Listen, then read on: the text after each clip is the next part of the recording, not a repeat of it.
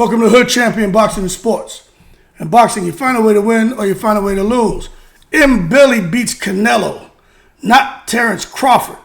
Now listen, that's what we're going to talk about. But first and foremost, like and subscribe to the channel.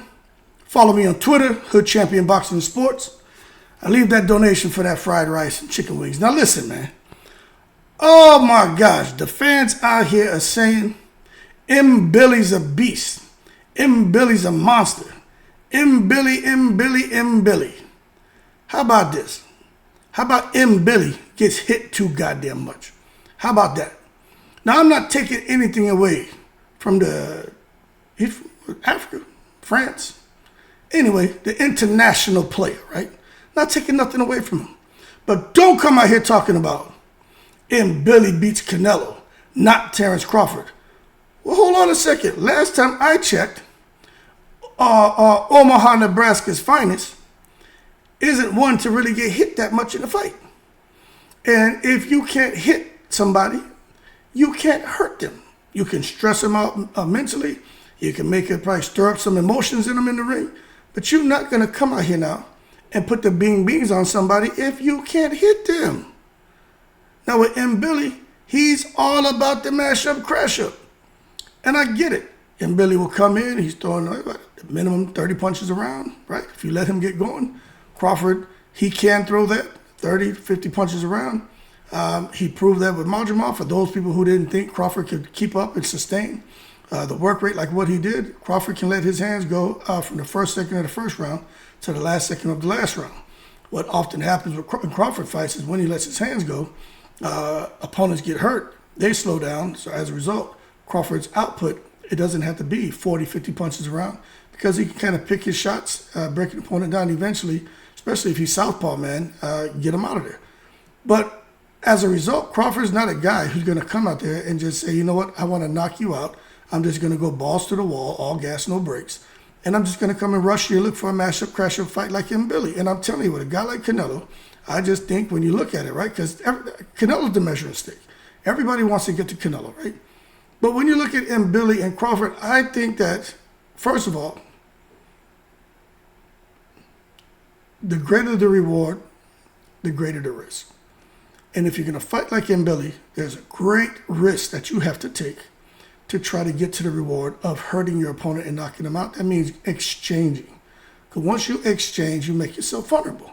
And if you're exchanging with a guy like Canelo, there's a chance he puts the Guadalajara, Jalisco beans on you through counterpunching. You see, Canelo is not a very easy target to hit. He's very elusive. Yeah, he's slowed down. Yeah, his feet are like they're in goddamn cement now. But not that upper body, not that head. You can hit Canelo in his body. You can hit him in his arm. You can hit him in his chest. You can hit him in his leg. But trying to land a clean shot on Canelo's chin, that's damn near impossible. But he's slowing down enough to where I think Mbilli could have some success. But I think it'll be more failure than success with Mbilli in a fight with Canelo. I just think Canelo will just touch him up too much. Plus, Canelo's smart. He'll get the high guard up and he'll let it go to the fourth round or so and then start to open up. It's not uncommon for Canelo to get behind on fight cards. Even though the judges and shit, you know, they have a way they see it. But it's not uncommon to see Canelo all of a sudden 3 rounds down or something like that. But him and Mbilli, I just think Canelo, even if Mbilli came out strong and just swinging for the fences, I just think Canelo would sit there, man, and touch him up here and there. Excuse me. I say after that fourth round, when Mbilli, that first win is gone, set sail back to Africa somewhere, I see that's when Canelo and his the Nina, the Pinta, and Santa Maria, he sails in Mexican boats right across the 4th through like the 10th round with because his sails will have wind, and that's where Mbilli could end up getting knocked out at some point. But if Mbilli, with his little vessel, the African vessel, was to get that second wind and able to get back to setting sail from around 10 through 12, then and Canelo to get him out of there, Canelo could have some issues because Canelo doesn't necessarily get stronger after the going into the championship rounds. And that's where Mbilli could have a chance. But I just think he gets hit too much and Canelo puts the beans on him. Now with Crawford, let me tell you something. I understand he's smaller. I understand Canelo may be stronger. But again, it goes back, man. If you can't hit that man, right? what's going to happen because Crawford's going to hit him. What's one thing we know? Crawford will hit Canelo. It's just, can Canelo land the big Guadalajara, Jalisco bomb on him? I'm just not confident that Canelo's going to be able to get the job done. So when we come out here talking about Mbilli beats Canelo, but not Terence Crawford, I don't understand how. I'm not getting it. Are we just looking at power now? Are we just looking at size? It would say, well, Mbilli's bigger, stronger than Crawford, so that means Mbilli's going to beat Canelo, not Crawford. That's dumb. Do we not believe in David and Goliath? Crawford come in there with a slingshot and whack up. And he hit the goddamn giant right between the goddamn eyeballs. He could take him down. He's been out here putting the bing bings on everybody. People tend to forget right now. I know that the fans want to make an argument.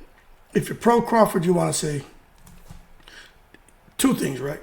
Well, Crawford isn't really that small. He's bigger than what most people think. He walks around 175. Yeah, Crawford can handle these big guys.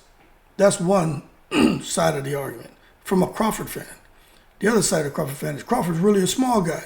He's just so talented, strong, and powerful that he puts forth a Herculean effort. And when he gets in the ring, he's the smaller guy, but he always gets the wins. So pound for pound wise, yeah, he deserves to be recognized as the greatest. And he blah, blah, blah. So if you listen to a non-Crawford fan, they're going to sit there and tell you, too small, weight classes for a reason.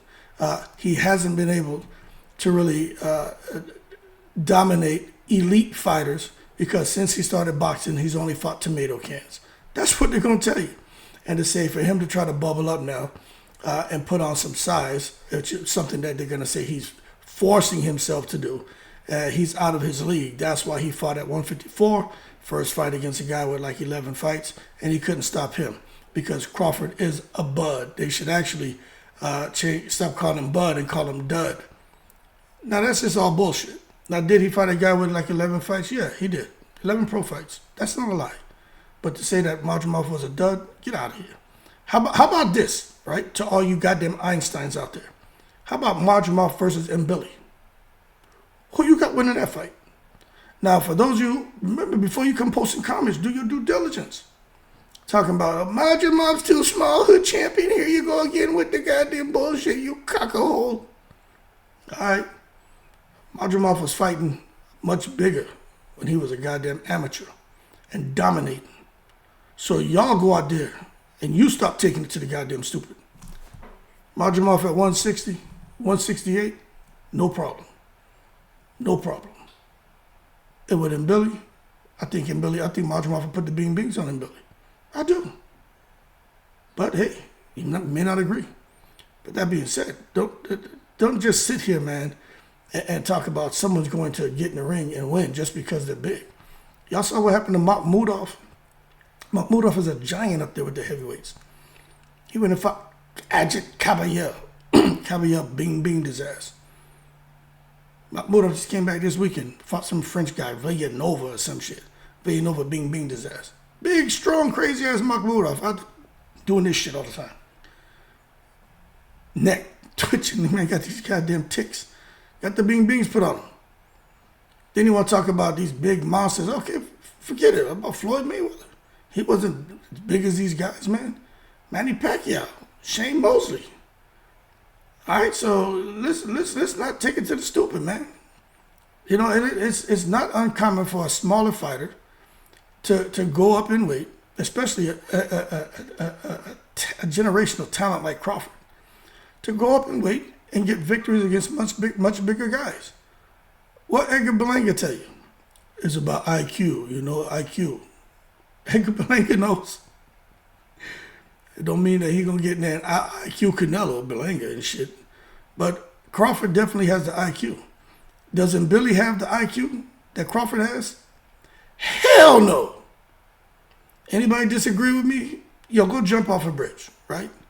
And not into a water. We'll jump on a bridge and land in the goddamn highway. Head first. And Mbilli don't have Crawford's IQ. It's more than just somebody being big and strong, man. Simple. And knowing when to get the hell up out of a firefight. Look, I think I'm pretty brave too. I don't have no problem. If there's someone trapped in the house is on fire, yeah, I'd be one of the first, man. Break down that door and into the house. But goddamn it, I know when it's time to goddamn get the hell up out of there. I know when it's like, it's just nothing I can do. I'm out. It's time for me to retreat and figure out another way to get up to that room or wherever that person may be trapped. Try to figure something else out. And Billy ain't that guy. He'll just go in there, run through the fire, and just burn the shit out of himself. Crawford ain't that guy. Crawford during the fight, when that shit get hot in there and he get burned a little bit, he's like, goddamn, I ain't like that. What Crawford do? He resets, refocuses, and he figures out another way to get to that person up there in that room, in that burning house. And he's like, all right, I need to get this motherfucker down. And that's the difference here. Crawford's always thinking, change to the change, making refinements, and just in there, man, figuring things out. And 10 times out of 10, Crawford's proven that he can figure out his opponents. I just can't see why he wouldn't be able to do that now against a guy like Canelo, especially if we're talking about Mbilli. If we're going to give credit to Mbilli to be able to do something that we have yet to see him do, which is really out-think an opponent. We've seen him out-muscle him, out-balls him, out-power him, out-slug him. But you ain't seen him out-IQ nobody. So as far as Mbilli beats Canelo, but Terence Crawford won't beat Canelo, hey, yo, I kindly request in the most respectful way, and that you hold your horses and stop taking it to the stupid. At least be clear on the point you're attempting to convey. You think Mbilli will beat Canelo over Crawford because I'm just looking at power. If we're talking power alone, then I'd have to give Mbilli the edge. Yo, Hood Champion can agree with that. Job well done, right? But that's not what y'all do. Y'all just come out, some of you just come out here and got them shotgun blasts with a fucking statement, you know what I mean? And it just doesn't make any goddamn sense. So once we have the dialogue, then I can understand where you're coming from. But right now, I got to hit you with the don't take it to the stupid. That being said, we'll see what the future holds for these two. But I tell you what will be an interesting fight. I know they're trying to, I keep hearing, I don't know how true it is. Crawford and Triple G, but Mbilli and Triple G. Even an old washed up Triple G against Mbilli. I think that would be interesting. Because you ain't hurting Triple G. Even though Derevinchenko hurt the shit out of Triple G, and that referee jumped in, didn't he? Saved Triple G's ass for some serious damage. Triple G got hurt with them body shots. But Mbilli against Triple G, even right now, we know Triple G ain't the same. I don't know, that would be interesting. But Triple G out there, man, I don't know if y'all saw Triple G. He's more like goddamn quadruple G right now. Y'all see him out there, man? Man, big and swollen, just like a goddamn Kazakhstani French bread, looking crazy. Anyway, a Kazakhstani French bread is like a Kazakhstani bread. I guess it wouldn't make sense to have a Kazakhstani French bread. Anyway, y'all keep cool. Stop with the nonsense, man. Crawford and Billy, who would win against Canelo? You won't know until they fight. But I just think at least factor in the IQ piece before you just look at the power of Mbilli and say he has a better chance than Crawford to clip Guadalajara, Jalisco's finest, right? I'm about to go walk it. Kids are back in school today, so I got time now, right? In the breeze.